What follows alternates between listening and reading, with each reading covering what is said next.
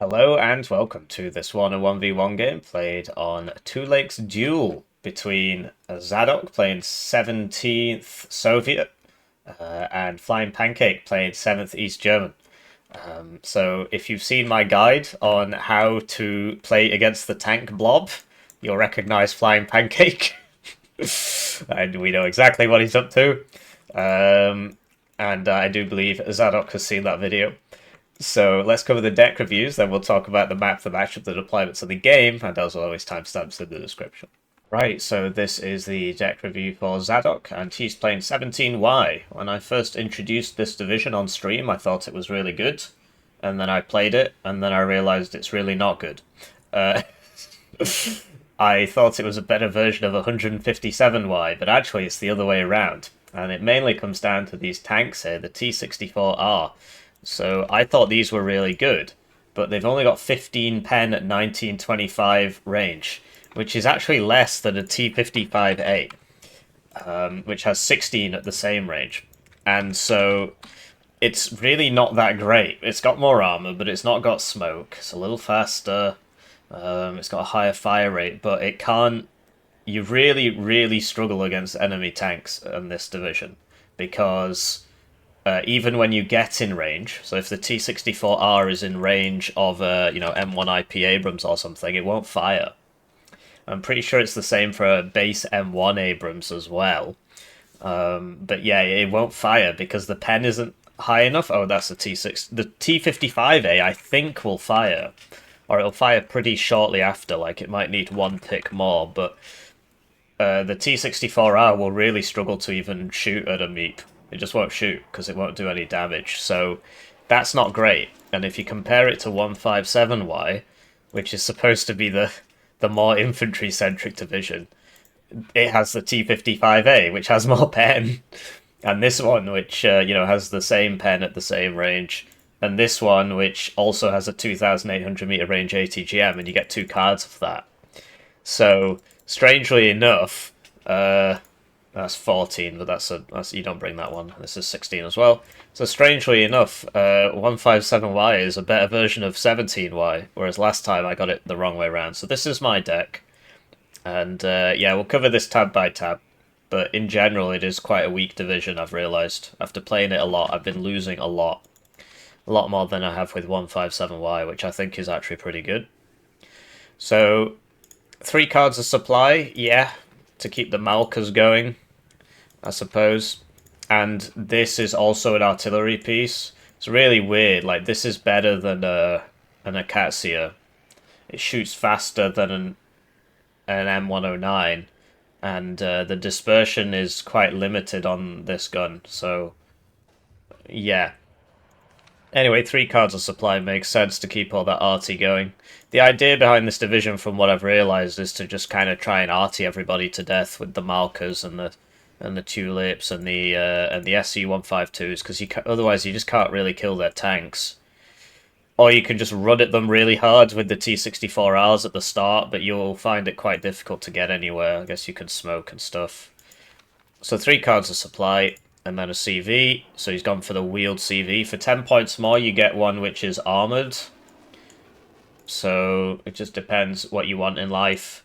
This is a bit more survivable because it's got armour. This will just explode to 1 howitzer round. Or you could get this one, which is tracked. So that's 3. Oh yeah, this is like the only 3 per card CV tank in the game. I assume it's supposed to be 2, and they just messed something up. So 3, 6, 9 CVs, which is a lot. So you could hypothetically get rid of this and still have 6 CVs, which is a decent number. And then get a second card of ISUs or a card of Maryutka Ps. Or you could get rid of this, and then you'd have 3 AP, which you can spend on another plane. Or you don't really need any more AA. Or like a recon helo.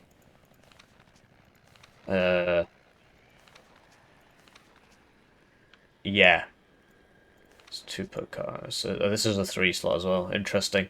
So yeah, if you need more AP, that's where you can get it. And then infantry, so the reservist commander, yeah, he's 8. Like, this is a really nice squad because it's 3 availability as well, and it's got an RPG and 8 strength. It is reservist, and yeah, this is better than that because it's faster and it's got a gun and it's cheaper. Then the reservisti, so these guys should probably be 35 points, not 30, and especially when they come in a wheeled transport, wheeled armored transport for 15 points. It is reservist though, right? So you can buy these really quite a lot. You can buy quite a lot of these. You can buy really quite a lot of these. So 45 times by 260 divided by 45 is you can buy 5 of these a minute and still have money left over. So it's pretty crazy. Pretty crazy. If it went up to 50 points, say, you could still buy 5 a minute, right? Because it's 260 divided by 5. 250 divided by 5 would be 5. So, yeah, pretty crazy. So on something like Urban Frontlines, kind of a nice unit to spam out. But 157Y gets 3 cards of these as well, and you can afford to bring military police. But your military police in this case are the the KGB. So this is a nice squad. This is a nice squad. AGS grenade launcher thing. This is pretty cool if you can keep it alive. It's not got smoke, but if you can get a firing angle on some infantry, you're really going to mess them up with this because of the KPVT and the grenade launcher. They're going to die pretty fast. Just got to watch out for the. Just got to watch out for the fact that you've got no smoke and not a lot of armor there. I started bringing this one in like the rocket helo to try and get some more rocket helos out because you can technically get like 5, or if you bring this, no, you can get 5 extra rocket helos, but you do lose a lot of momentum if you do that, so it might be better not to. In terms of mortars for smoke, this one shoots further, and you can get it in an armored transport. It is armed as well, so that it doesn't die to counter battery. But this one is cheaper and more numerous, so it's up to you which one you want. They're both viable for smoking. The Malkas are pretty cool. So the idea is you buy 2 of these. They're like the M109s the M110s that NATO gets, but I believe the Malka's a little better because it has more range, which means that the dispersion circle is tighter, and it costs the same. So it is a nice unit, it's just it only comes on 2 divs. So like technically it should be a little bit more expensive, but because it only comes on 2 divs and neither of them are particularly good, 17 and KDA, nobody's really noticed. And then the reason this is here is because there's a 1 AP slot spare, right? That's why that's there. And that's why I was thinking like you could get rid of because you've still got 6 CVs if you get rid of this. Or you can just go for like a mass CV thing, but if you get rid of these 2, then you've got 3 AP, and then you can get... This would be pretty cool if it was 3 per card, which it should be. The same one in 27Y is 3 per card, so that must be an oversight. Or you can get even more fighters, or you can, keep the Malka and get a tank. Excuse me. The B-14M's terrible, because even though it's only got 16 rockets, it's got 160-second reload, which is more than a Grad, from what I remember. Because the Grad is 132, even though it's got more rockets. And they strike me as harder because it's not open, right?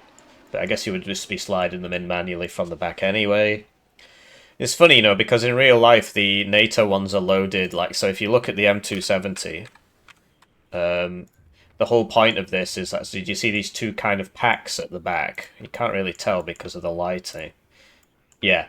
So, from what I understand, they just load in these packs, as opposed to loading 12 missiles individually. They've just got some kind of like crane/autoloader thing, and it will just take one out and shove the next one in. And you can also replace this with like a HIMARS missile, which for some reason isn't in this game, which I think is a big shame. It would be really cool. Would be really cool. So back to the division. Don't bring this is my idea, basically. So I got rid of that CV because like this is wheeled as well, and it's 65. So Um, and yeah, you can get. Well, what would you even get, man? Like, do you need this? If you've got this and this, do you really need this? Are you worried about running out of infantry? Because trust me, that's probably not going to happen. Uh, yeah. Also, it's worth noting, by the way, this has an RPO. If you're like, oh, well, where's the satchels? Or where's the, whatever, don't bring this.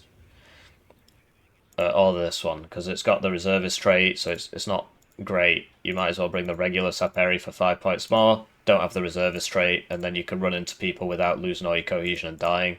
And you can get a BTR 70 if you want, but you don't need it, because you can get this RPO guy.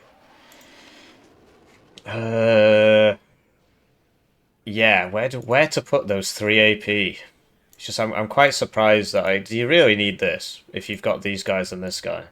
But then you've got 6 AP, so then where does that go? Get more tanks. I mean, I really like having a recon helo. Also, this thing is somewhat useful in that it's got very good optics and anti-helo capability. Right, does this even make sense for me to do that? No, let's just forget about it. This deck review isn't very good. Basically, the div is just not very good. You can bring lots of CVs if you want. And you can bring the Tulip if you want. Yeah, this thing is obviously not as good as the Malka, but it doesn't cost as much. Because, yeah, it's probably better like that and just have loads of CVs. And if you lose some, who cares? Or if you're worried about infantry, you can take this one out and put more infantry in and maybe get BMP 1s or something. But that's not really the problem. The problem is this tank is too expensive. As strange as that sounds. It should cost less. About 10 points less, in my opinion. Phalanger, so this is like the Conqueror's vehicle, except it's... So even though the Phalanger's got the same pen and the same range, it's actually like super slow as a missile, so it's worse than the Conqueror's one, which is why it's cheaper. And then, yeah, the 3 per card CV tank. The T10M only comes at no vet, which is a bit of a shame. If it could be upvetted to 1 vet, that would be cool. Then you would just bring, 14 of these across... Well, actually, yeah, you just spam this out. But at no vet, it's got loads of armor, but then it just routes. But it's pretty good against infantry because of the double KPVT. And then these are just, I don't know, it's really hard to make them work. They're good against infantry, but they just don't do enough pen. But if they did, they would have to cost more, maybe. So I'm not saying they should increase the pen. Hopefully nobody's listening to this thinking, let's increase the pen. It should just be a bit cheaper if it's going to be like this, because it's actually worse than a T55A. The only advantage is it's got loads of armor. But it's like, well, who cares if it can't shoot back? But yeah, the way I was told to build this is that basically instead of bringing all these, you bring these instead. Because this has 20 pen. And 16 armor, so it'll die to a 30 AP plane missile still. But it's got 20 pen at the same range, so it's actually got 5 more pen than this, and 3 more pen than this. You'll notice that this has more pen than the T64R. So, but even after I tried that, I still lost a game against somebody I would usually beat. So if you look, I just bring all the CV tanks, all the not the 3 per card one, the other one. Wow, I still bring the Saperi. Oh yeah, because I just go because I've got so many CVs. Yeah, and then I bring the the ISU and the T64Rs. But the point is that the T64 AK deals the damage, so that's a way to build it. I'm not gonna like manually swap it out here, but you might want to consider it, especially if you've got 6 CVs already. What do you lose from swapping a couple of these out for that? And then, maybe 1 less and do something like that. What do you lose from doing that? From trying it, seeing if it works. But it's still weak. And then you could even just get rid of this. Like, what do you need it for? Or you could get rid of the imp one and then get some more imp. But you don't get an ATGM. It's kind of rough. Infantry ATGM. But yeah, the idea is this is your damage dealing tank because it's got 5 more AP, but it's still got the minimum range. So, yeah, it's still pretty rough because people focus these, right? So that your tanks can see. And then these, if you're going to have so much of this and no recon healer, you might as well upvet them all by one. Because, you know, how much recon inf do you need? But I would probably leave that down vet because you want it for this because it's got its mediocre stealth and it shoots that, so it shouldn't be getting shot at. And then a recon healer is just so useful. If you're like, I need to attack an area, you can just fling it in. Well, there's nobody there, you know. But this is not a bad squad, especially because if you put it in this, it's not so slow, and you can sneak it around the sides and stuff, and use it to blow up vehicles with not a bad RPG. But if you wanted to do that, you could still just do it with this, right? And just send one of these around, because it's the same RPG, and this goes at the same speed. Oh, actually, no, the other one's a little bit faster. Interesting. AA, so Strela 3, yeah, manpad's nice, I guess. This is for anti-infantry work, and then you definitely don't need 9 of these, so I would upvet that. If you'd had nothing else in this tab, I'd get it. But yeah, the way I was doing it was, I was like not bringing the manpads and then doubling up on the OSAs, but because yeah, this thing is not great. But if you're engaging an Apache or something, it's very useful to have this because even though this has got more range, this has exceptional stealth, so you can get them closer, and it's got less accuracy and stuff, but so you can get them closer. But this isn't bad against Apaches because the helicopter range is pretty nice. Between the Rocket 1 and the Rocket 3, I guess the Rocket 3 is better. Bigger rockets. And then, yeah, so anti-helicopter, anti-plane, and this is 3 per card. With that, like, it's better than a... So the Phantom that the UK gets, the one without the gun, has no gun. And its missiles, I believe, have less range than this. And it costs more, and it's only 2 per card, whereas this is 3 per card. So this is like very, very cost effective. Because it's 3 per card with that range missile and 10 HP. Like, if you compare it to like a Mirage or something, one of the Mirages that are 3 per card, it's just such a good deal as a card, this. And yeah, AT plane to kill the tanks that you can't kill with anything else. And this thing, you can switch one off and drop it, and then switch the other one off and drop it. It's pretty cool. Switching to his opponent's deck, we've got Flyingpancake doing what he always does, which is play 7th Panzer. I have a guide on this, which I'll link in the description, how to beat this strategy. And one of the things people said in the guide was, in the comments below the guide video, was, well, why didn't he just switch into a regular play style once it was clear that, you know, he'd taken 3/4 of the map, but he couldn't take the last quarter? And it's because of the way the deck's built. He's only got 1 card of supply.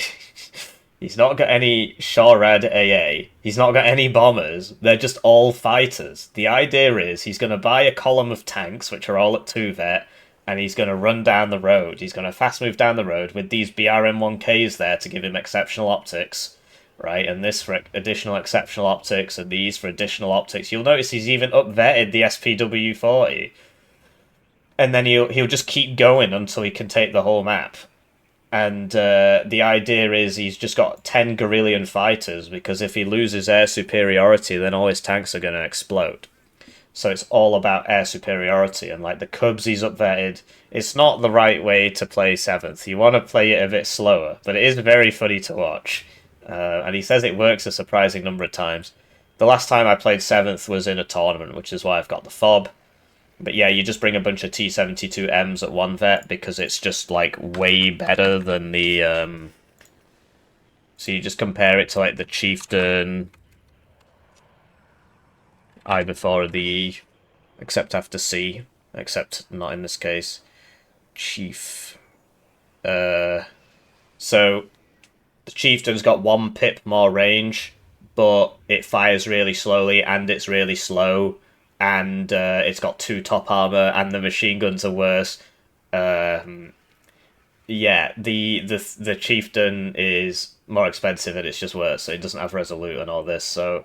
The T-72s are still too cost-effective, and it's getting to the point now where it's like, well, you might as well just make all the other tanks cheaper, because this is just getting silly. I just wish they hadn't overspec'd them so much. Like in real life, this is a piece of junk that just explodes whenever an American looks at it, right? Because it remembers the Gulf War when it was actually used and went up against this kind of tank. I don't think the chieftains were there, they sent the challengers. But in this game, whoa, it's incredible. It was just, they were just trained wrong, bro. They were just trained every single time this tank has been used, its users were just trained wrong. It's actually a really good tank. They just always, and the air superiority, and it's all cope. It's all I can't wait to read some more cope in the comment section of this video. Anyway, it's time for me to stop coping and get on with the cast. Right, so in a regular game, you'd expect 7th to win this matchup quite easily. T-72s are pretty OP in this game, and the T-55As as well. Their main disadvantage is that they don't have max range on the guns. Now, that used to matter a lot more, but they've added more cover to the maps over the years, and especially the new maps that have come with Southag, this old calculus no longer applies, where it's like you need the max range gun, because there's very few situations, and this is one of the older maps, and even here, there's very few situations where you need the max range gun. Because as long as you can play around the LOS, throw a bit of smoke around, you can close the gap quite easily. It's basically just like, so here, a 1925 and a max range gun could shoot from further. Here to there, a max range gun can shoot further. But, once you get to here and so on, and like this big open field that nobody goes in, yeah. So, and this is one of the older maps, so the times they are changing. And 17th, I used to think was really good, and then I played it, and yeah, so they also have the minimum range on the guns, which is nice. Sorry, it's not nice. It's obviously better to have the better range, but the issue is the penetration values are really low. The thing is, against a T-55, I could think it could shoot, and I think against a base T-72 it can shoot, but if you come up against something like a Challenger or a Meep Abrams, you can't actually shoot. Because the pen is too low on the T-64R. It's actually less than the T-55. This is 15, and the T-55 is 16, which is pretty crazy, but it is what it is. No doubt this will be 20 next patch. Anyway, deployments. So Flyingpancake basically always does the same thing. I really recommend watching that video, which will be linked in the description.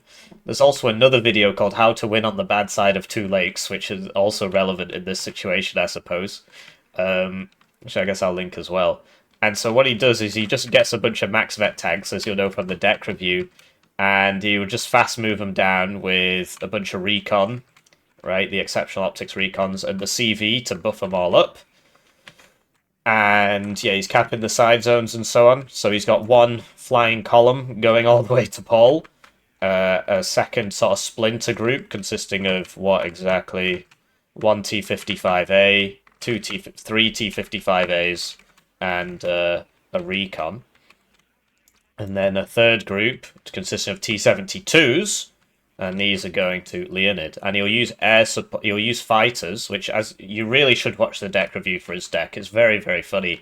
He'll use fighters to cover himself, and he's got some up-vetted cubs. His opponent's gone for more of a traditional opening, and he's focusing mainly on Emma. So Emma Leonid, and he's just defending on Olga. So there's a good reason for this, and it's that if you don't have airborne so. If the enemy has airborne forward deployment and you don't, and he does get Special Aufklärer, but he hasn't opened with them because he does this funny thing, the enemy's going to get into Olga and Emma before you.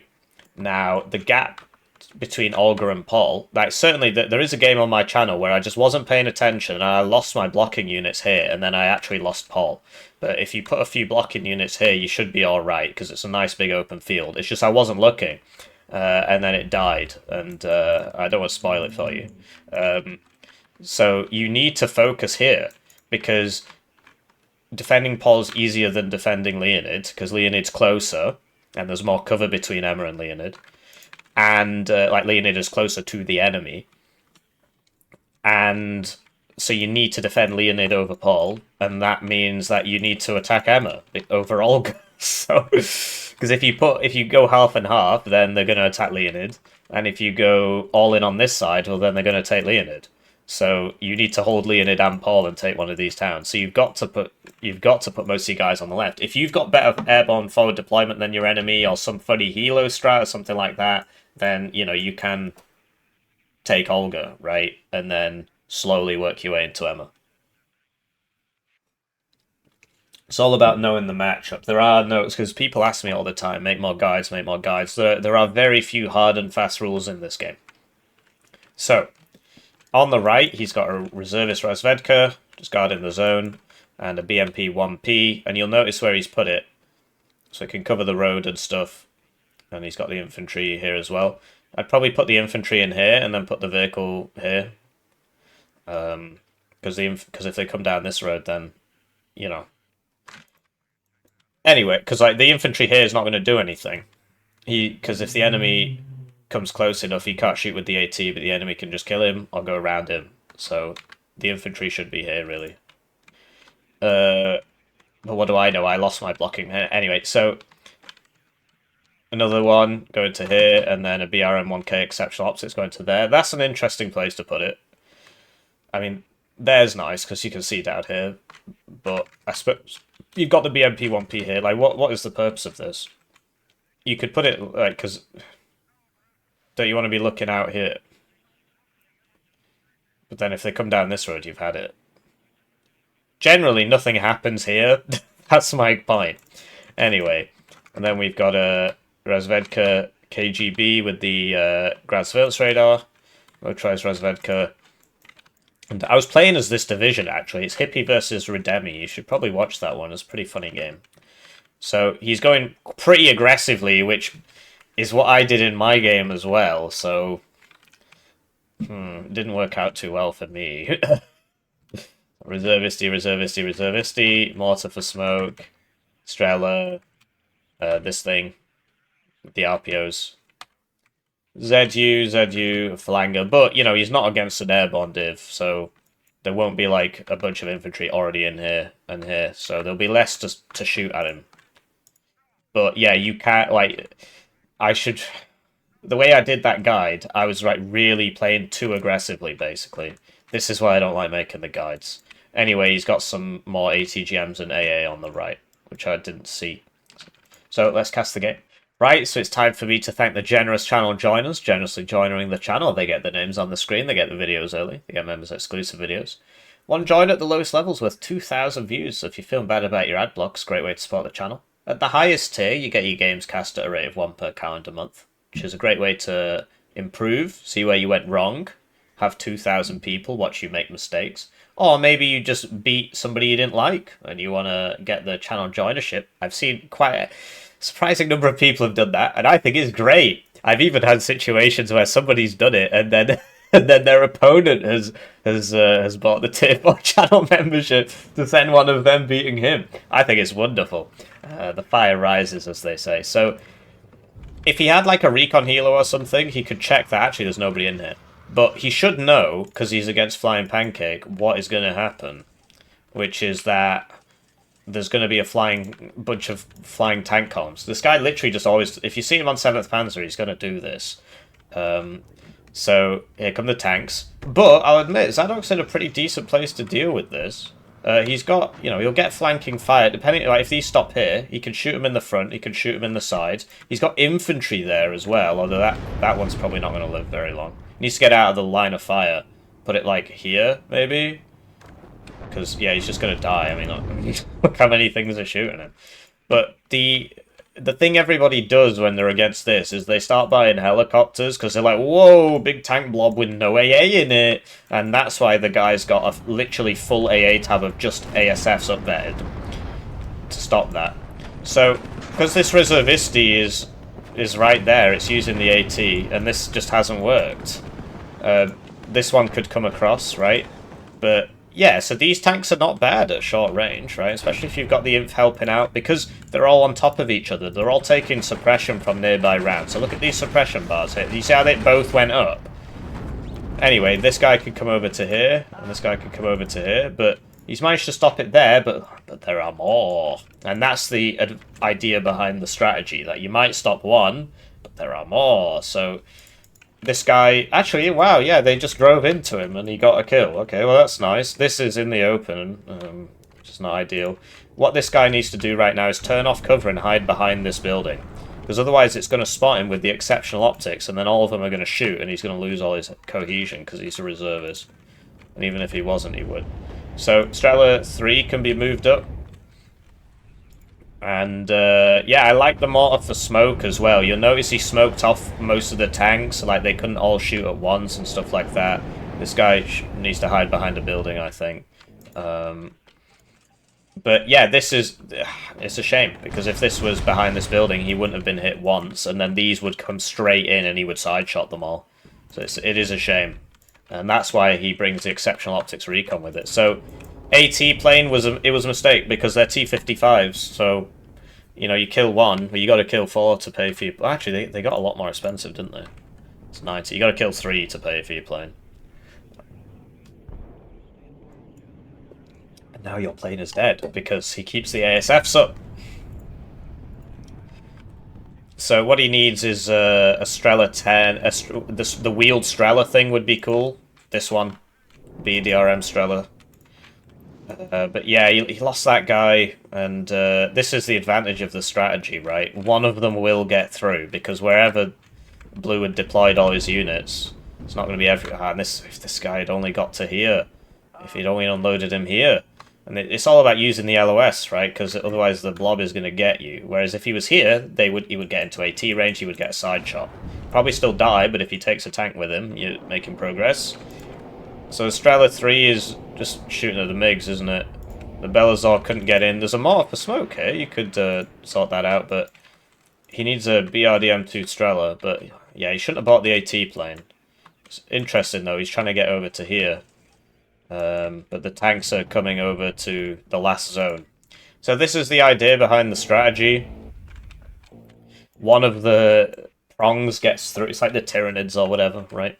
One hive ship gets through, and then it splinters off, does its thing. And he just tries to win the game as fast as possible. And people, like, you shouldn't buy air into them, basically. Although his fighters are down for some reason, which doesn't make much sense. Now he's going to lose all his helos, so I guess it was a good read from Blue to be like, oh, fighters are gone. He probably saw them evac. And then that's a double kill there because they were both on top of each other, so he's just killed 3 helos and he'll get a 4th. That was really poor play from Pancake, actually. All he had to do was keep the fighters up. If he's going to go for the helicopters, he should have kept his fighters up. But he didn't, because he had air superiority, and that's why he bought the helicopters. And now he's just lost a bunch of stuff. These phalangers are going to start cutting him down now, because like what you need to do, if you can, is kill this, because that's what's seeing your phalangers. But the ATGMs will automatically target the most dangerous one, which is the tank, right? But that wouldn't be able to see that if it wasn't for this. So that would still be alive. So you have to right-click on this. And that's one of the reasons the strategy works. But yeah, I like the idea behind, like, so he's doing his own maneuvers. Because the blob can't be everywhere. And his tanks are pretty cheap as well. Zsadok's tanks are pretty cheap as well. He does have 5 minutes to sort this mess out. But that air superiority thing, if Pancake had kept 2 fighters up, these wouldn't have killed 4 of his helos, because it got a double kill and then 2 single kills. Look, 1, 2, 3, 4. Because yeah, you guys never believe me. I have actually an intelligent audience. It's a shame, really. You get some YouTubers and they just say absolute nonsense, and everybody's like, yeah, you're right. Where's that? What's with all the critical thinkers? Anyway, that's what I get for going into RTS games. I should have been a Fortnite YouTuber. That was less than stellar. And that's where the recon helo comes in, right? Or you could even just send one of these empty transfers, because that's 15 points. If that gets hit by an AT, you don't really care. But what he should have done is put the T-64R here. Not there. Here! Because then it can shoot the people coming in.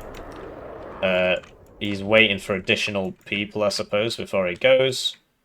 And the Belazor's trying to come round. But the T-55, these two should definitely kill that.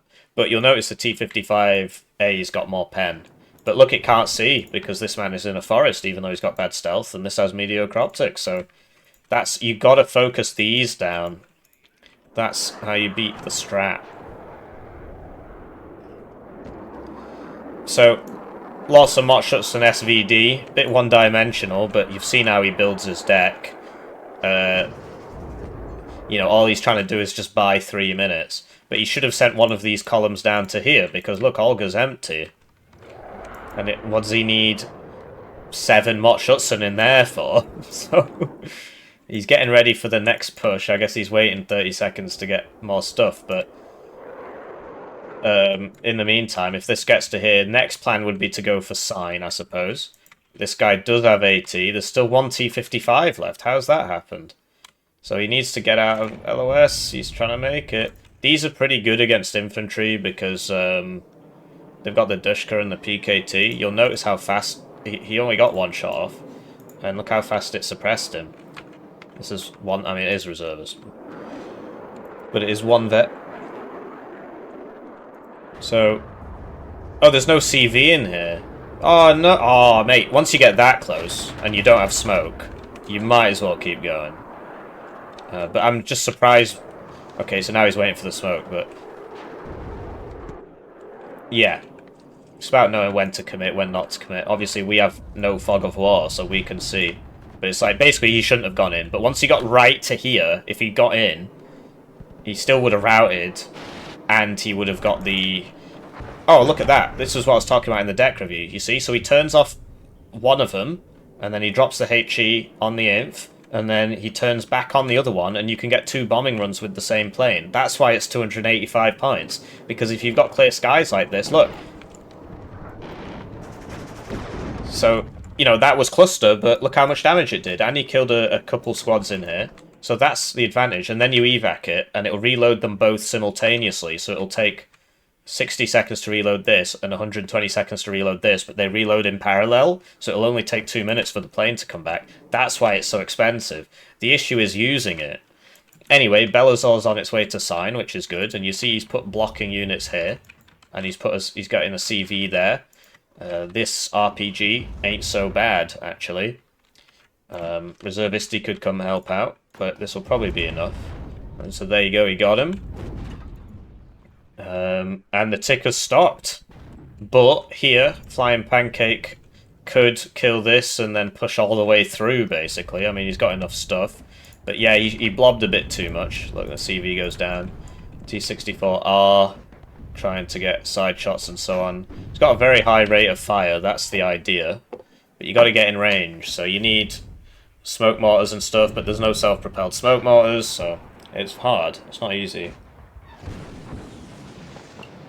He could have reversed it to, like, here or something, and then it would have had the cover, but this is exceptional optics. He would have died anyway. And you get better accuracy when you're, you know. But yeah, apparently the T10M has more accuracy on the move than a AMX-30B2. Ah, so same problem here.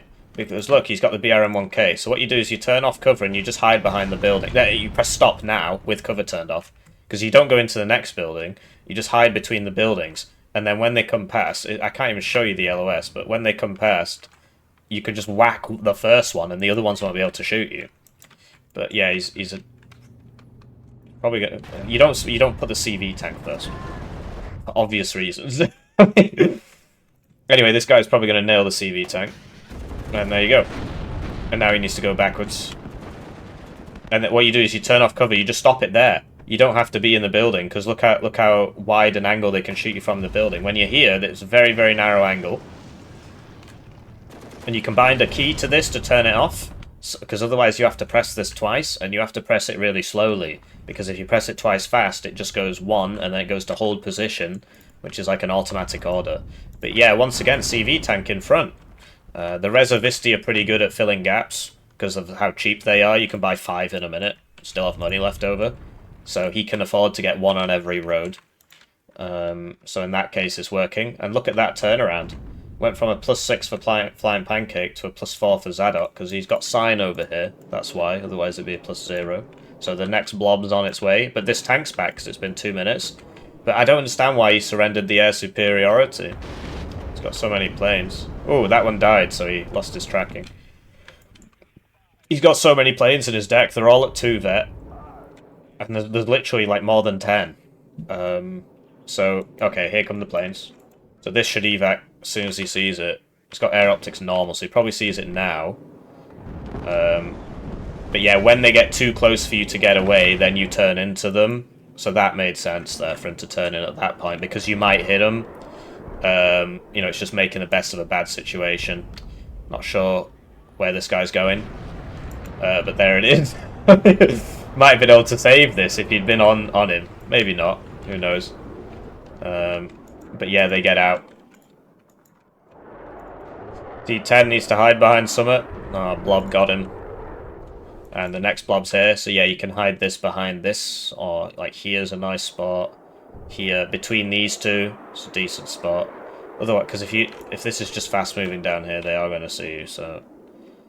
Either way, it's still going to die, it's just you want it to take longer. Another thing you can do is, like, smoke mortar it, but it's too far away. I mean, see, it's one of those things where it's really easy to say. So that time he forgot to switch off one of the bombs, but he got a decent amount of kills there. This is the issue with blobbing. So he got at least 2. That's the turret. And now this T10M is, it makes a cool sound. But this should really be shooting at that, but it probably can't. It's just 13 armor. No, it can. My bad.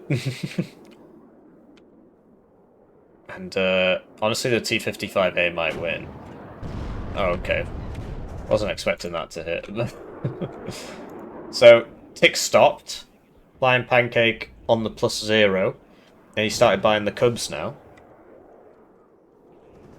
But he's got no infantry ATGMs. He's not got any vehicle ATGMs. Well, I suppose he's got these technically, so he can use those. And somebody's ringing me from Germany. That's exciting. Why is somebody ringing me from Germany? It's probably a scam. Anyway.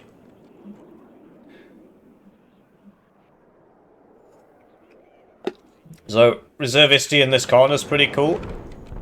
And yeah, the MiG-23 is probably very dead. You'll notice he buys these in 2s. They don't work very well by themselves. Yeah, the turning circles aren't amazing. Same thing again, this should be behind. As soon as you see this, you go behind the building. And then you keep all your cohesion and you don't just rout and die.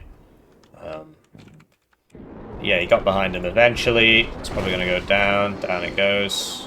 So I'm trying to zoom in on it, but Cubs are going to have something to say about that. No, they aren't.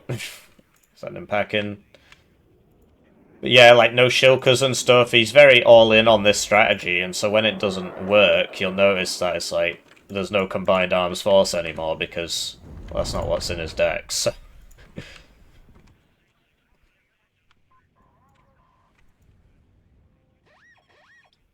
So CV in here, but there's a backup one, and all these reservists are getting very low. They were trying to aim on this, but he broke LOS. But yeah, you'll get a side shot there.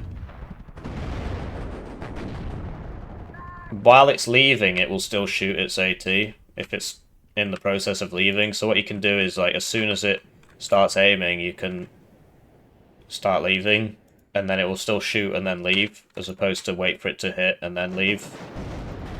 It's one of those things, right? But yeah, you'll notice how low these reservisti are from the previous action. Like this one was here and it went down and now it's dead, and this one with 1 HP was, I think it was here before. So he's trying to get a CV in.